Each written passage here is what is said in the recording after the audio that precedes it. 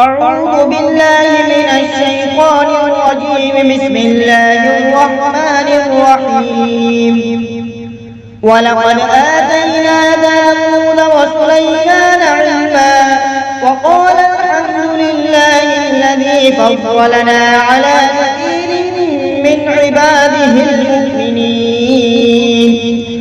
وورث سليمان داود وقال يا أيها الناس علمنا منطق الطير وأوتينا من كل شيء إن هذا لهو الفضل المبين. وحشر لسليمان جنوده من الجن والإنس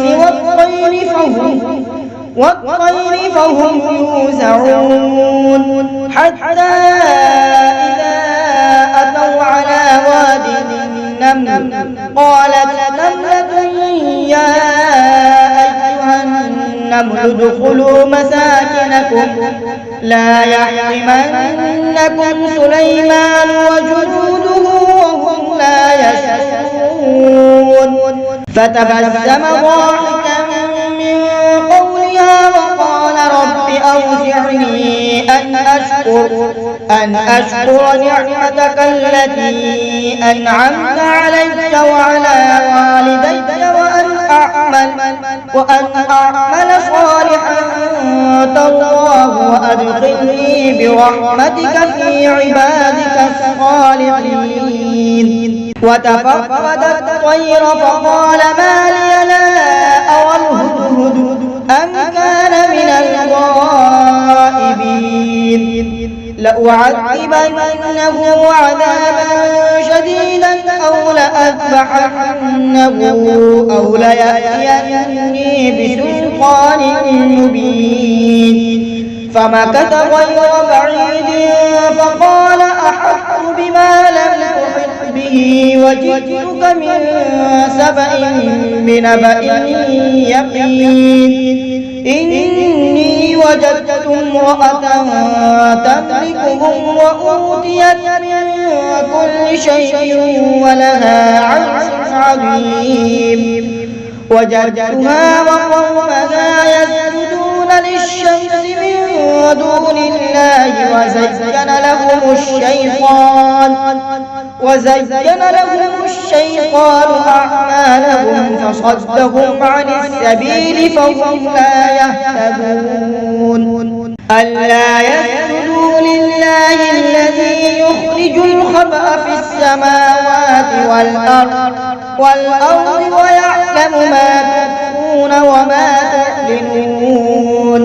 الله لا إله إلا هو رب العرش العظيم. قال سننظر أصدقت أم كنت من الكاذبين. اذهب بكتابي هذا فألقه إليهم ثم تول عنهم فانظر ماذا يرجعون. قالت يا أيها الملأ إني ألقي إلي كتاب كريم إنه من سليمان وإنه بسم الله الرحمن الرحيم. ألا تعلوا علي وأتوني مسلمين. قالت يا أيها الملأ وافتوني في أمري ما كنت قاطعة أمرا حتى تشهدون. قالوا نحن أولو قوة وأولو بأس شديد والأمر إليك فانظري ماذا تأمرين. قالت إن الملوك إذا دخلوا قرية أفسدوها وجعلوا أعزة أهلها أذلة وكذلك يفعلون. وإني مرسلة إليهم بهدية فناظرة بما يرجع المرسلون. فلما قال أتمدونني بمال فلما جاء سليمان قال أتمدونني بمال فما آتاني الله خير مما آتاكم بل أنتم بهديتكم تفرحون ارجع إليهم فلنأتينهم بجنود لا قبل لهم بها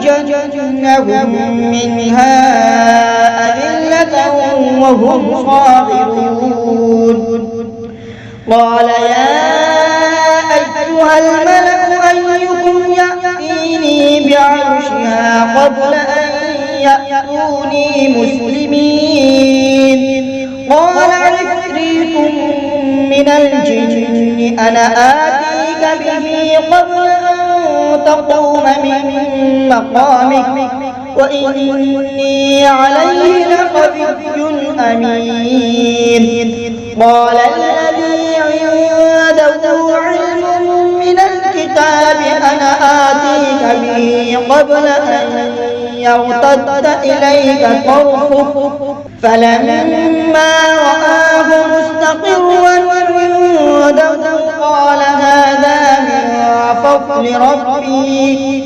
ليبلوني أأشكر أم أكفر ومن شكر فإنما يشكر لنفسه ومن كفر فإن ربي غني كريم قال نكروا لها عرشها ننظر أتهتدي أم تكون من الذين لا يهتدون فلما جاءت قيل أهكذا عرشك قالت كأنه هو وأوتينا العلم من قبلها وكنا مسلمين وصدها ما كانت تعبد من دون الله إنها كانت من قوم كافرين قيل لها ادخل الصرح فلما رأته حسبته لجة وكشفت عن ساقيها قال إنه صرح ممرد من قوارير قالت رب إني ظلمت نفسي وأسلمت مع سليمان لله رب العالمين ولقد أرسلنا إلى ثمود أخاهم صالحا أن اعبدوا الله فإذا هم فريقان يختصمون قال يا قوم لم تستعجلون بالسيئة قبل الحسنة لولا تستغفرون الله لعلكم ترحمون قالوا طيرنا بك وبمن معك قال طائركم عند الله بل أنتم قوم تفتنون وكان في المدينة 9 رهط يفسدون في الأرض ولا يصلحون قالوا تقاسموا بالله لنبيتنه وأهله ثم لنقولن لوليه ما شهدنا مهلك أهله وإنا لصادقون ومكروا مكرا ومكرنا مكرا وهم لا يشعرون فانظر كيف كان عاقبة مكرهم أنا دمرناهم وقومهم أجمعين فتلك بيوتهم خاوية بما ظلموا إن في ذلك لآية لقوم يعلمون وأنجينا الذين آمنوا وكانوا يتقون ولوطا إذ قال لقومه يتأتون الفاحشة وأنتم تبصرون